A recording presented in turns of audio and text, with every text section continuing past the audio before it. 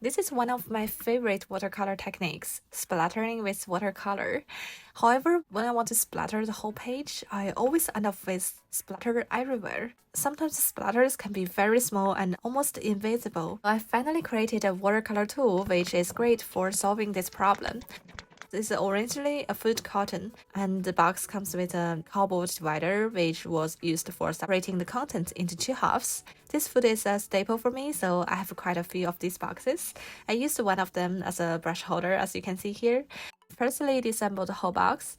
It's actually just one piece of cardboard folded without glue or anything, so it's very easy to take apart and put back together. Now we can see the cutout hole. We can use a pencil to trace onto the next layer.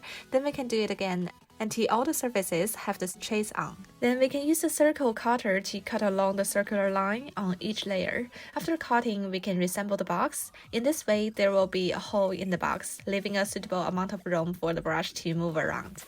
Now let's paint some flowers to try it out. We can certainly use the remaining paint after painting. Dip the brush into the water in case it gets too dry to splash. Then hold the box up in the air, put the brush in the hole, and tap the brush against the edges of the hole. From beneath the box, we can clearly see the scatters.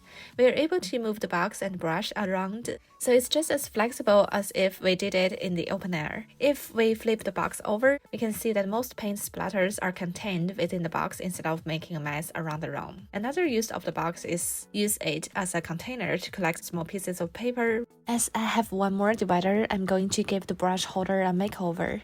I'm going to combine the two dividers, creating two more separations.